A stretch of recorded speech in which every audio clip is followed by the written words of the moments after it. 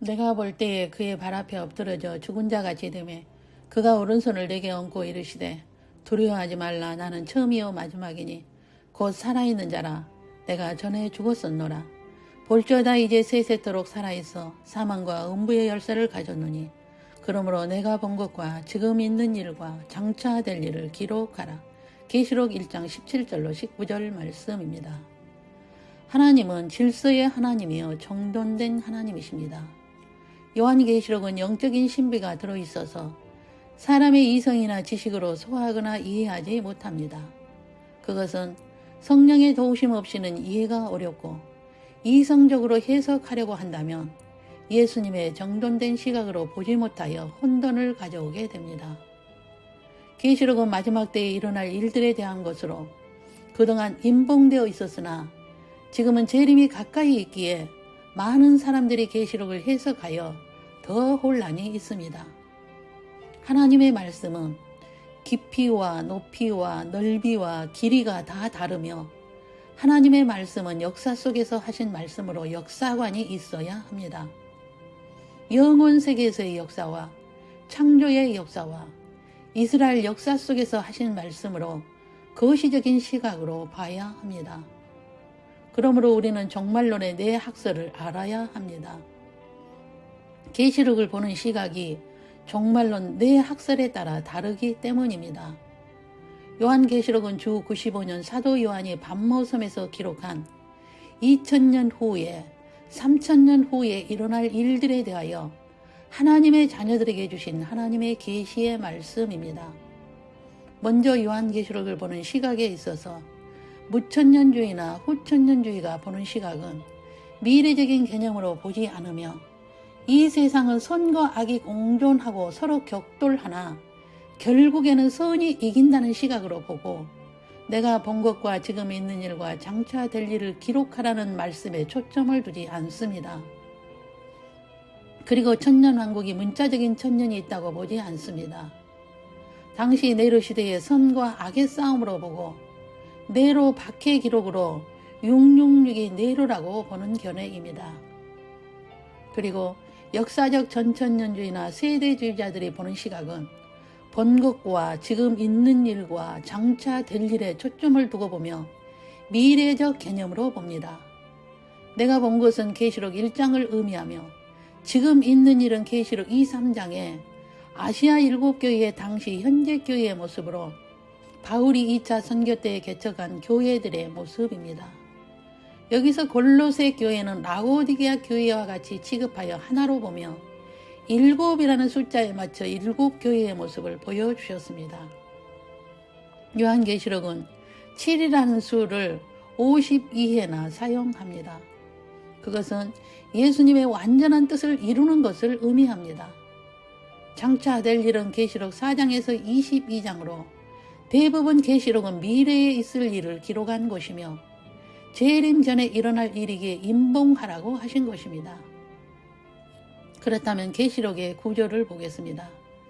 1장은 과거에 본 것이며 2, 3장은 현재 있는 것, 즉 주 95년에 바울이 개척한 교회의 모습이 44년 후에 변한 7교회의 모습을 보여주시므로 재림 전에 이런 7교회의 모습이 있을 것을 예표로 보여주신 것입니다. 7교회 중 5교회는 꾸준히 있는 교회로 종교 행위는 있었으나 면류관이 없는 교회이며 기독론에 문제가 있는 것 때문에 꾸준히 있는 교회입니다. 그것은 오늘날의 종교다운주의로 나타나고 있습니다. 두 교회는 칭찬이 있으며 면류관이 있는 교회이며 핍박받고 조그만 교회입니다. 계시록 4, 5장은 미래의 앞으로 일어날 일들로 재림 전에 나타날 일들의 모습으로 삼위 하나님의 보좌를 보여주셨는데 예수님께 초점을 맞춰서 보여주는 장면입니다. 그것은 예수님이 인간으로 이 세상에 오셔서 하나님의 자녀들에게 영생을 주신 것에 대한 고마움을 24장로와 수랍천사들이 찬양하는 모습으로 재림 전에 일어날 징조들을 보여주신 7인을 떼실 분이 어린 양으로 예수님을 보여주신 것입니다. 이를 떼시는 분이 어린 양이신 예수님께 찬양드리는 모습으로 경배와 찬양을 받으시기에 합당하신 분이 예수님이시요 예수님이 최고이십니다라는 장면을 보여주신 것입니다. 이때 성부와 성령이 함께 기뻐하십니다. 성자 하나님은 피조물과 관계를 맺는 일을 하시도록 성부 하나님이 고난을 주셨기에 피조물은 예수님께 찬양하는 것입니다. 이것은 하나님의 자녀들이 저 세상에 가면 이런 고마움에 예수님을 찬양할 것을 요한으로 하여금 보여주신 것이 계시록 4, 5장의 모습입니다. 우리 주 하나님이여 영광과 존귀와 권능을 받으시는 것이 합당하오니 주께서 만물을 지으신지라 만물이 주의 뜻대로 있었고 또 지으심을 받았나이다. 계시록 4장 11절입니다. 여기서 주는 야훼이며 예수님을 의미합니다. 모든 피조물이 지으심을 받았고 만물이 주의 뜻대로 있었고 지으심을 받았음을 감사드리며 다시 오실 예수님께 영광과 존귀와 권능을 찬양하고 경배하는 모습을 보여주심으로 모든 초점이 예수님께 있어야 하는 기독론이 바로 되어야 함을 우리들에게 가르칩니다. 그런데 왜 예수님을 어린 양으로 보여주셨을까요?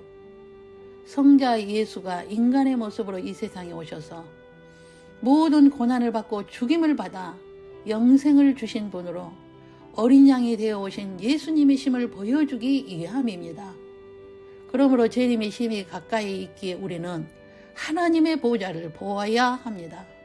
그래야 장차 일어날 일들에 대하여 알게 되니까요. 인을 떼신 분이 어린 양이신 예수님이라는 것을 보여주심으로 역사의 주관자가 예수님이심을 보게 하여 예수님의 마음으로 눈이 열려 일어날 일들을 보게 하십니다.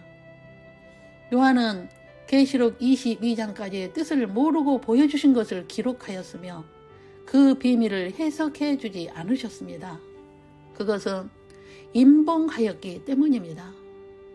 그러나 우리는 지금 요한이 기록한 재림 전에 일어날 일들을 보고 있으며 앞으로 어떤 일이 일어날 것을 알게 되었습니다. 그만큼 재림이 가까이 있다는 것이지요.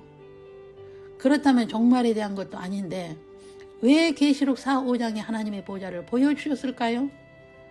그것은 하나님의 보좌를 보아야 계시록 6장에서 22장이 열려보기 때문입니다. 재림 전에 살고 있는 우리들을 위하여 하나님의 보좌를 보는 마음인 청결한 자가 되어 재림 전에 일어날 일들을 보고 영혼 세계의 비밀을 깨닫기 위해서입니다. 그러므로 예수님은 사역 초기에 제자들에게 산상수훈의 말씀을 통하여 팔복의 사람이 되어라 하신 것입니다. 이 말씀은 모든 크리스찬이 받지 못하고 팔복의 삶을 살 수도 없습니다. 그것은 하나님의 은혜의 분량이 다 다르기 때문입니다. 우리에게 은혜가 임한 자인가를 어떻게 알 수 있나요? 말씀에 목마름이 있는가를 보면 알 수 있습니다. 그 목마름이란 사슴이 시냇물을 찾기에 갈급함같이 영원히 주를 찾기에 갈급한 마음이 있는가입니다. 사슴은 그 순간에 물을 먹지 않으면 죽을 수밖에 없는 상황일 때에만 시냇물을 찾아 물을 마십니다.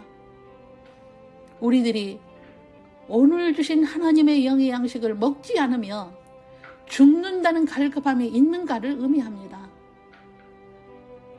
우리들이 어제 밥을 먹고 배가 불렀다고 오늘 또 배가 부른 것이 아니며 오늘 또 음식을 먹어야 살 수 있듯이 하나님의 말씀을 매일 먹지 않으면 죽는다는 갈급함으로 말씀을 먹는다며 계시록 6장에서 22장의 마지막 때에 일어날 일들을 보게 하실 것입니다.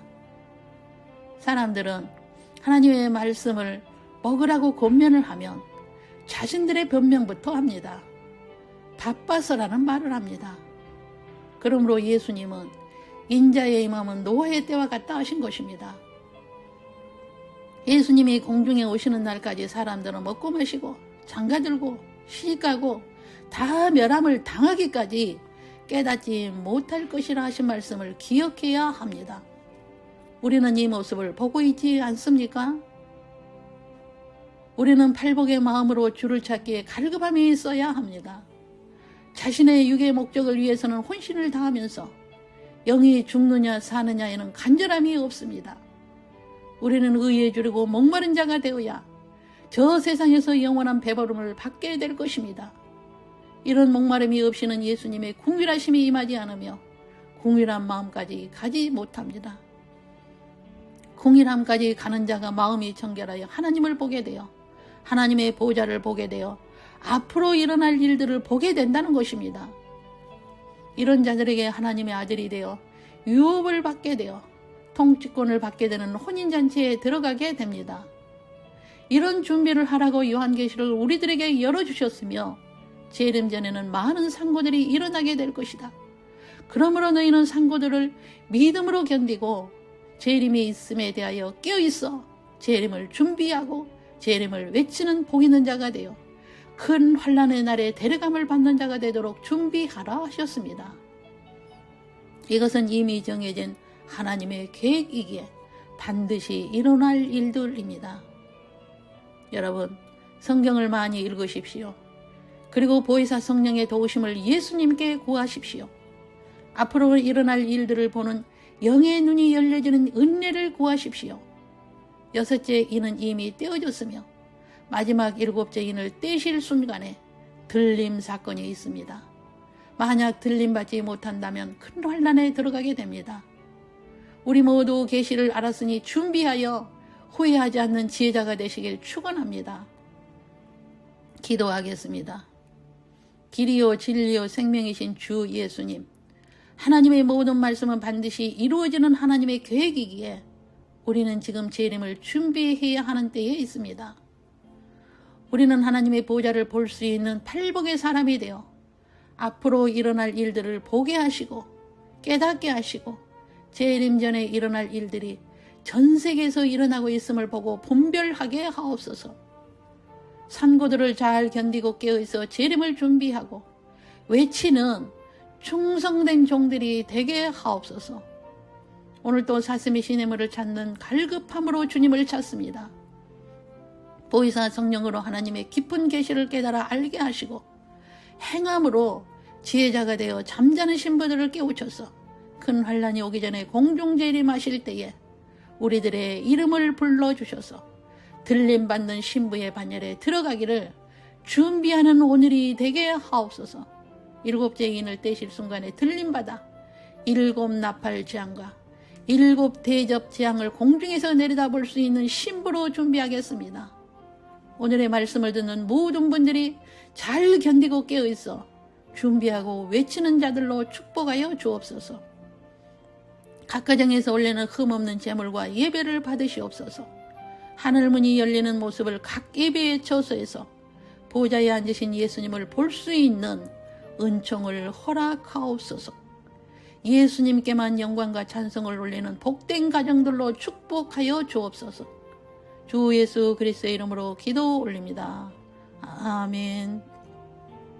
주 예수 그리스도의 은혜와 하나님의 사랑과 성령의 교통하심이 요한계시록을 통하여 이미 정해진 하나님의 계획을 깨닫고 하나님의 보좌를 보고 앞으로 일어날 일들을 보고 예수님이 역사의 주관자이심을 알고 재림의 징조들의 산고들을 잘 견디고 재림을 기다림에 깨어있어 재림을 준비하고 외쳐서 혼인잔치에 들어가는 믿음으로 온전한 신부로서 주를 맞이할 수 있기를 다짐하는 신부 후보생들 위에와 가정 위에와 각 사람 머리 위에 영원토록 함께 계시기를 주 예수님의 이름으로 축원하옵나이다. 아멘.